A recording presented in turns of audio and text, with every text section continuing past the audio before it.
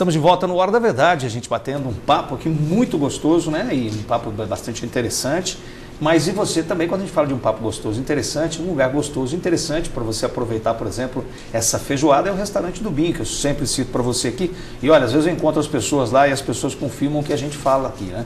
Que realmente a feijoada do Binho aos sábados acontece e vale a pena você passar por lá e aproveitar uma feijoada bastante leve. Mas lá no Binho tem também as bandejas do Binho com carnes e saladas, as quartas, quintas e sextas, por exemplo, pratos especiais como rabada, dobradinha, tira-gosto, o frangolim, que é um prato campeão da comida de boteco lá do Binho. Enfim, restaurante do Binho, 37210202, merecendo a sua presença, passa por lá, ok?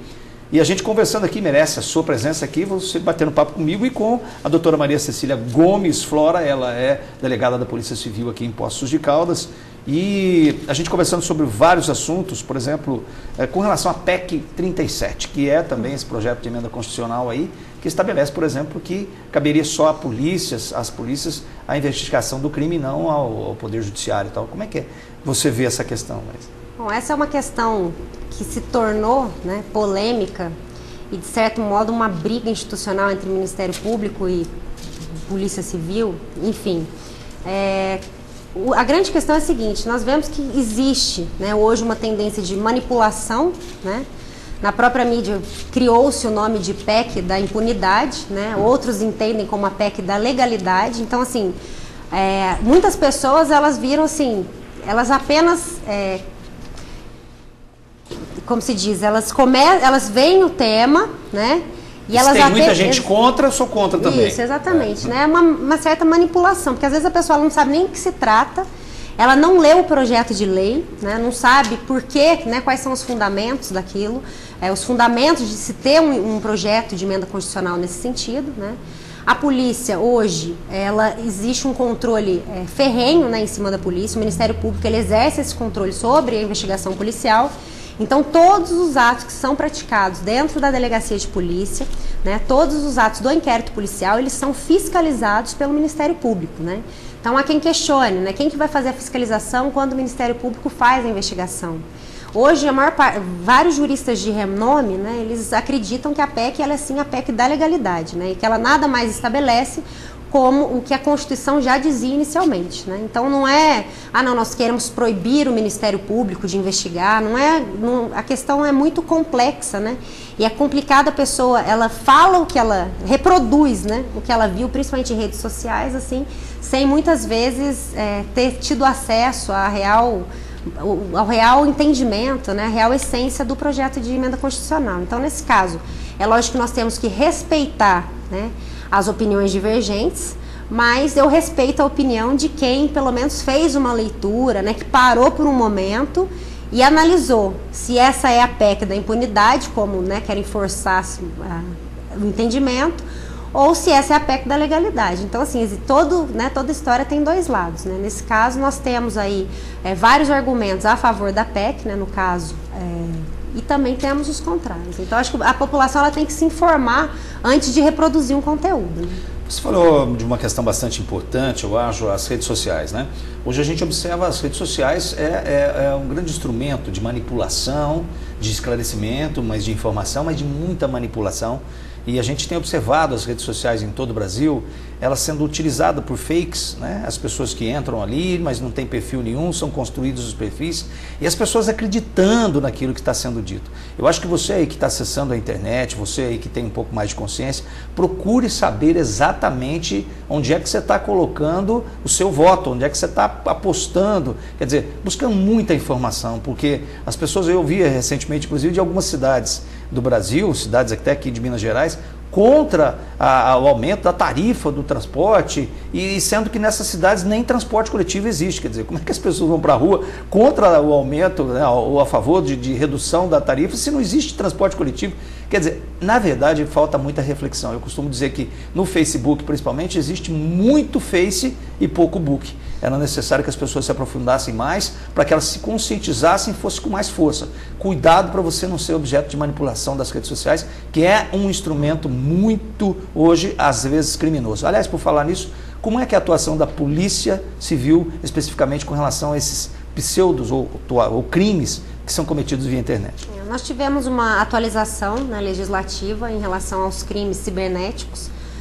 Existe, né, condição de identificar os autores desses crimes. Nós tivemos, até presidi, né, em Andradas, cheguei a presidir um inquérito policial versando sobre a postagem, né, de fotos nesse contexto de redes sociais e tudo mais.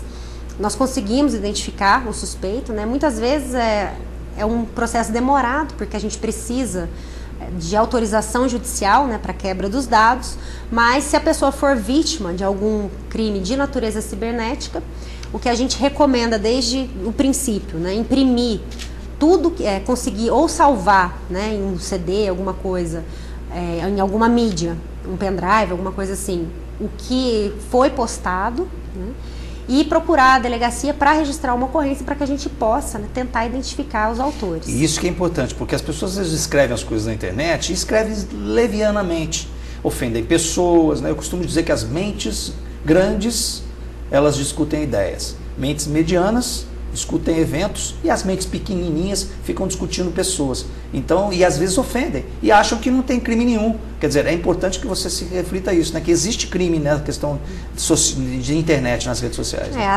Antigamente, havia até a punição, ela era feita com base no Código Penal.